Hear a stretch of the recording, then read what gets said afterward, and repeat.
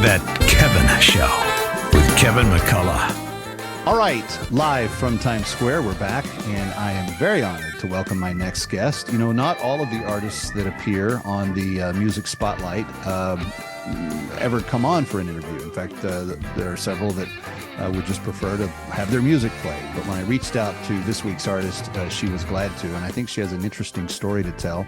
Ladies and gentlemen, please put your hands together and welcome Alex Maybe. Hello, Alex. Hello, Kevin. Thank you so much for having me. I was really pleased when I reached out to you. You were like, sure, I'd love to be part of the show.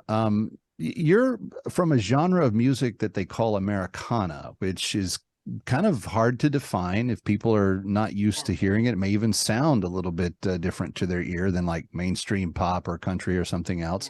What is it? How did you get into it? What is it about it that you like?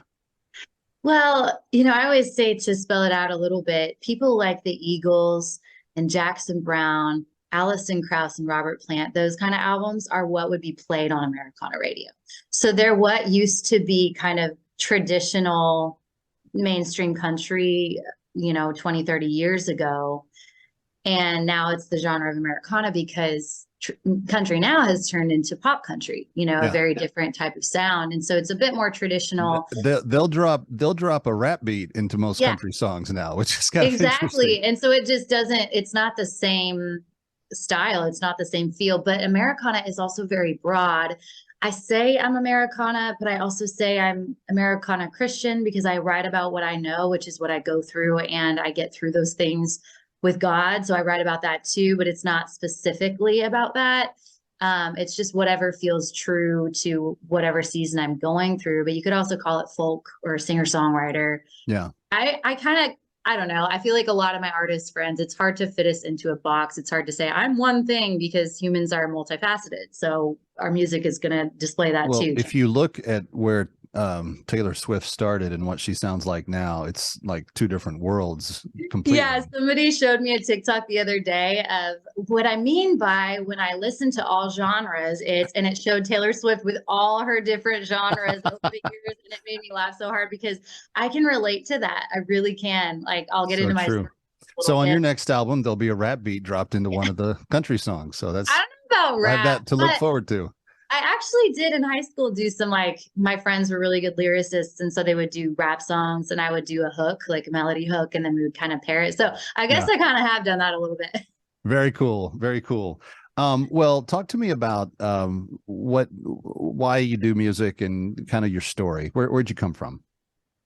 Where'd you come from? Where'd you go? I came from Washington State. So I always say where they filmed Twilight.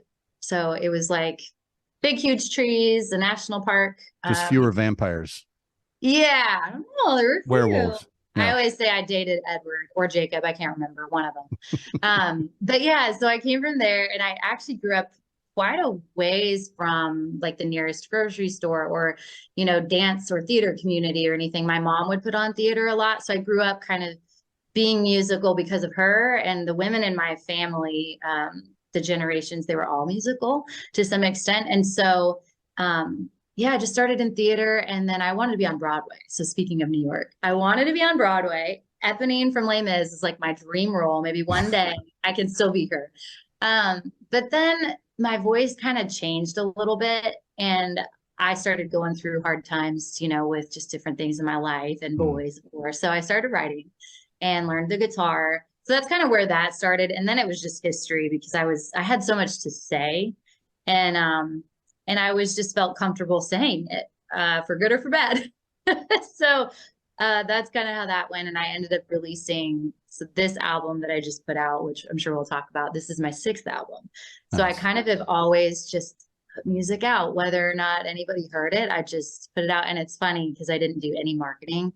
Didn't even realize that was a thing really until like 5 years ago or something. And it was I just put out the music. You know? And regardless, you found your way to Mecca because you're a Nashvilleian now. So, or as my friends in the business call it, Nash Vegas. Yes. We're speaking with Alex Maybe, and we're going to feature 2 of your songs tonight. And I want to make sure we kind of get the story behind them. The first one that we're going to hear is Wait.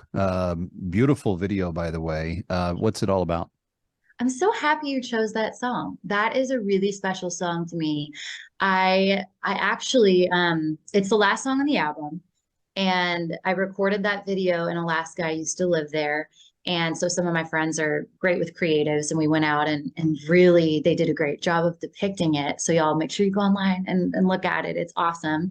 But the song came from a place of giving hope to people that are walking a similar road of leaving their marriage or leaving a relationship. That's what the whole album is. It's a whole process of grief.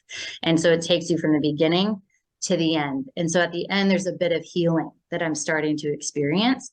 And so Wait is my song to other people to just say, hang on, because hope is coming. The album is called The Waiting Room. And so it's that period of time before your answer. I mean, you could be dealing with health issues. Like I've struggled with autoimmune stuff, and this album was also about that. So literal waiting rooms. And it happened during the COVID time. So it was like all of these That's a lot.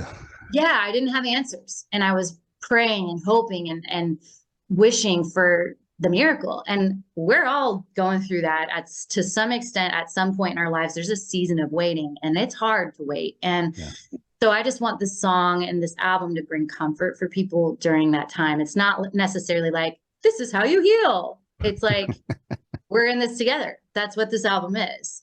If life were a checkbox, then it would be very boring, and we would not learn much, and we would never grow. I mean, that's the beauty of it. The other song that we're going to hear from is called The Well. I love that song. That song was healing for me. I wrote it after my divorce was final.